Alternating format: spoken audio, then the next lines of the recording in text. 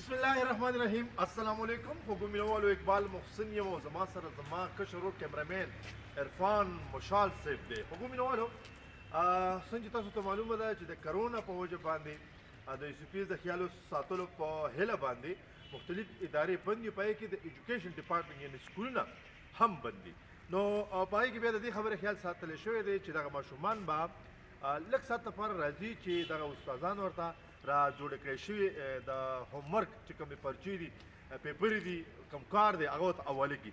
نو خیال وساتئ د دغې ماشومانو کوم چې په دې ښوونځو کې دي سبقونه وایي دا زموږ د را روان مستقبل چې کوم دی ستارې دي ستوري دي سپوږمۍ دي نور دی او د را روان مستقبل لپاره زموږ یو داسې ګټه ده چې په هغې باندې ګټه تمامېږي. نو خوګومینوالو هغه مسافر بیا چې هغه کور ته کال کوي نو هغه چې کله کال کوي مطلب ټلیفون کوي نو لمیا دي دغې ماشوم ته پوښتنه وکړي چې زما بچی زما نوسی زما ورور د سکول کار کوي او که نه کوي. زما په خبره باندې به تاسو پوه شوي چې دغه چوټیانې چې دي یا میاشته یا یوه نیمه ده په دې کې خیال وساتئ چې دغه ماشومان د سکولونو له طرف نه ورکړی شوي د هوم ورک ډېر غټ خیال وساتي پابندۍ سره هغه وکړي او هغه بیا هفتهوار بیا سکولونو استادانو ته بیا هغه حواله کړي. په هغې باندې دغه ماشومان پوه دي. خو زما عرض زما درخواست زما منت دا دی چې پلیز په خپلو ماشومانو باندې ورحمېږئ د دې دا موبایل د دې نه واخلئ که نه اخلئ نو دغه موبایل ورله ورکړئ په دې شرط چې پای کې به جنرل معلومات وي، پای کې به د سبق معلومات وي، پای کې به د دیني معلومات وي، پای کې به دنیایي معلومات هم وي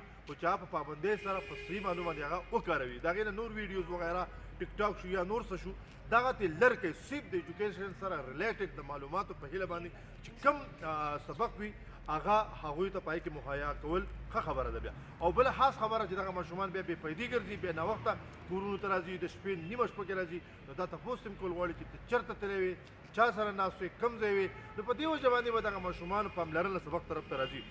ډېر مختصر پیغام سره زه راغلم. خوګومینوالو د ځان به خیال ساتو، د ماشومانو به خیال ساتو، د معاشرې دپاره د دې قام دپاره د ولس دپاره راځئ چې یو شو.